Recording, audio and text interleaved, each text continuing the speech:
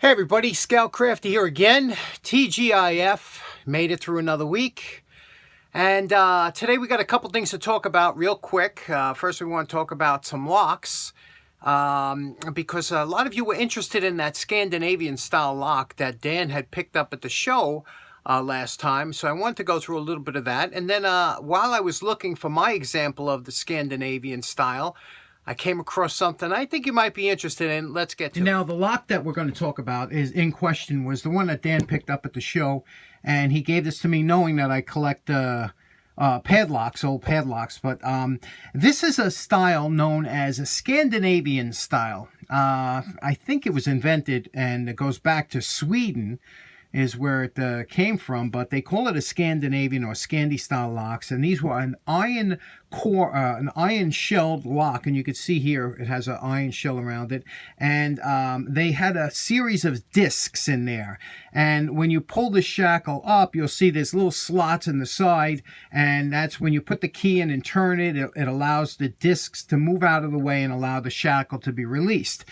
Obviously I don't have the key for this. There are guys that can pick these and even make keys, you know, some of them. And I'm a member of the American Lock Collecting Association here. And you can see that they have a magazine that comes out. And all their different magazines cover all different style locks. You know, it comes out, it's a monthly magazine. I've been a member for a long time, and so depending on what type of lock that you're interested in, you know, you might refer back to here and find it. Now, I don't keep all the catalogs. I really should, but this was the model. It was April to June 2020 was the Journal of Lock Collecting. So that will have the Scandinavian padlocks featured. So that's where you would look into that issue and then find out. Now, here is one that I dug out from my collection.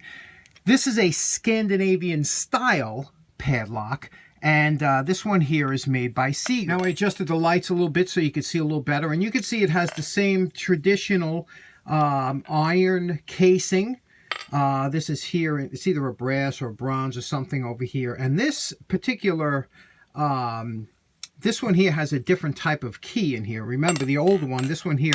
Now these locks went all the way from 1850, the mid-1800s, to the mid-1900s. They were making these locks. That's how popular these were. They had a great run. But let me show you what it looks like. The core is a little bit different on here. We'll open this one up, okay? And when you turn the key, you can see here, this lifts up like this. And when it does lift up, this one here is held in. A lot of the old Scandinavians, the whole piece came out in a U.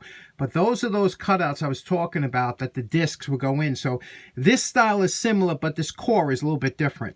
So, and then when you press this down like this, it engages those discs and stops the lock from opening. So it was a great design. It held up. It's a very strong lock.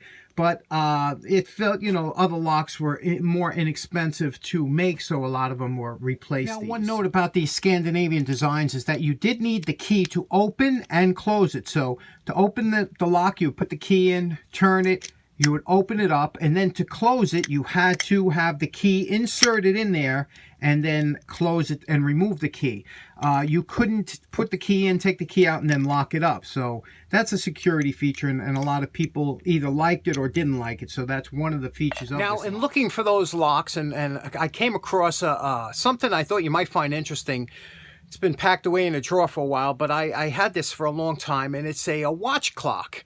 A lot of you maybe aren't familiar with a watch clock, never seen one before. Let me show you what it's about. The old timers will remember these. Now, when I was a kid years ago, there was a vacant lot across from us, and there was they had security guards over there. And sometimes we get to know the security guards, and we'd be hanging out there at night and talking to them. I guess they enjoyed the company, and you know, we just had nothing to do, so we were always, you know, going around town. And one thing I found fascinating was that the security guards had this clock with them. And I, as a kid, I remember looking at this thinking, this thing looks pretty good. It's got a leather case on it. Anything in a leather case is nice, right? And it had a clock in there, and look at that cool clock. And this was called a DETEX, and the style of this clock is called a Newman. You could see here. Newman was the gentleman who invented this style clock, but this goes back to 1927 all the way through 2011. That's how popular these clocks were. And what they were, it was a security guard. If you had a security guard, last thing you wanted is your security guard to fall asleep on the job, you know, and stay in one place. So in order to stop that, what they did was they created these, what they call watch clocks. And these clocks, they would hang around, you know, had a strap, and a security guard would grab it like this, and then he would make the rounds. Now, when you make the rounds, there was, depending on how big the property was, let's say you had a quarter-mile area they had to go. So every few hundred feet, they would have one of these sitting nailed to a post or something like that. And inside would be a key. And you can see this key here. And there was an odd-shaped key. And on the key had a little a number embossed right here. You see that number? Now that number would correspond to this number here, number 4. So if you looked really close, you could see that's a number 4 on there, okay? So now what would happen is, all around your perimeter, you would put these little, these watch station keys, and it would be 1, 2, 3, 4, all the way up. And as big as your property was, they ran, you know, you could get as many as you wanted of these keys. And the security guard would make his rounds. He would come up to the, he would open up the little container there, pull out the key, and in the top of the clock, he would take this in, turn it like that, and it would emboss it onto a piece of paper in there, which I'll show you in a minute. It was a tremendously interesting design, and again, it lasted for so long. Then he put the key back and go to his next station.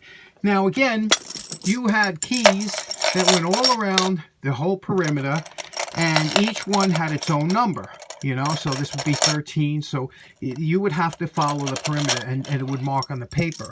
Let me show you how this clock opens up and why it's so interesting. Now, again, imagine that this clock stayed in use for almost 100 years. You know, when you think about it, it's fascinating. But now they went to digital and things like that. In 2011, they stopped producing these. But up to 2011, you could get this exact clock with the exact case. It looks like something like a throwback to the 40s, right? Now, what's interesting is that this is a mechanical clock, okay? And when I say mechanical clock, it had to be wound. It had a what they call a 7 or 8 day movement. It would you would wind it once for a week. And what you did was the clock would come with 2 keys, okay? And you took this key like this, and this is how you opened it. You put the key in here, you turned it, and the back of the case would open up like this, okay? Now, obviously, this key would only be for management or something like that. You wouldn't give this to a security guard, but you'll see here, now look at the cool, how cool is this inside? Okay, first of all, this is the first clock to have the Underwriters Laboratory endorsement. Now, you had these paper discs, and you would buy this, and this was a 24-hour disc. You would change this disc every day. And how you would change it is you would pull this out like this. There was a little detent here that you would pull out. Now, watch this. This is cool because that paper, actually, when I lift this disc up here, let me just get something. My fingers are so heavy. Look, when I lift this disc up, how it forms right around the lettering of that paper. You see that? Is that cool or what? That's cut out just like that, and it's got those letters. Now, this is how you would wind the clock. There was another key that would come when you bought the clock, and this is, the W is for winding it. You would wind it this way, and the S is for setting the time. You know, you would set the time this way. You could see the hands moving or whatever. So that's how you would do that. Now, once you had the time set, once the clock was wound, you would take a new paper disc. Every day they would have to do this, and you would place it in here like this, and it would fit right over. You would have to turn it until the letters fit in here just right, because it would only fit in that way. See, now those letters fit right through there. That's really interesting, huh? And then this little tab would go on here, and the 2 notches would go on to where the T's are. You see the T on each side, the DETEX. Press it down, and now you were good to go. Now, the only thing you had to do is you had to set the time. Now, if you look over here, this is all the time. The dark line over here is PM, and the other line here would be AM. So let's say it was 2:30 PM. So what you would do is you would turn this around like this. Remember, here's the set line. See that? It says set right here. And you would turn that till it says 2:30. So You would keep moving up because it'd be exact. You want to get this exact. And here we are, and that's 2 o'clock, 2:15, 2:30. Okay, you see that arrow? Right in there is on 2:30, right? You can see that? Now, here's what's interesting. Then you would lock up the clock, okay? Use the key again, lock it up. We won't do that, but I'm going to show you here. We'll push this down. Now, when the guard was making his round, what happens is he would, let's say he came up here. This is key. If you look at it, this key says number 13. He would come up here like this, put the key in, and then when he turned it like this, he would just, you know, give it a one turn.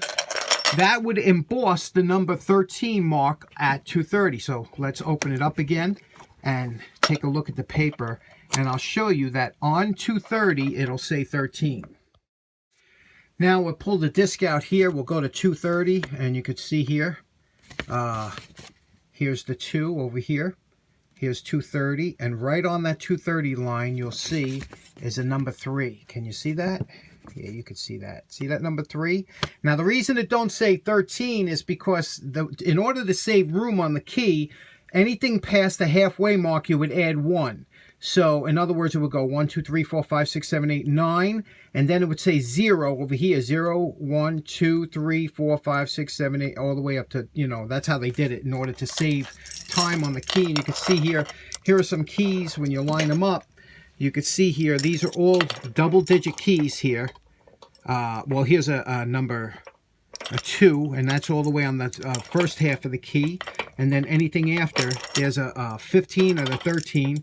And you can see here, it's just a 3 and a 5. So it's just interesting how they designed this and how this clock was in use for over 75 years or so. And, you know, guys would carry this all day long. And just thought this was interesting. You ever remember seeing one of these? And I always wondered, did they have these in the UK or something like that, because they were big here in the US. For security guards always had one of these. Well, I hope you enjoyed getting a look at how those watch clocks work, because I find them really interesting. And in closing, you know, the other day I went to my doctor because my girlfriend's all excited about this coronavirus, and I went to my doctor and I said, "Hey doc, is there anything, you know, should I be worried about this virus or something?" And he said, "No, not at all. You don't have to worry at all."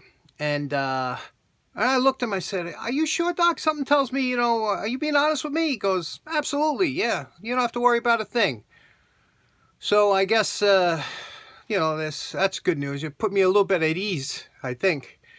Anyway, hope you have a nice day. Take care now. Enjoy your weekend. Bye-bye.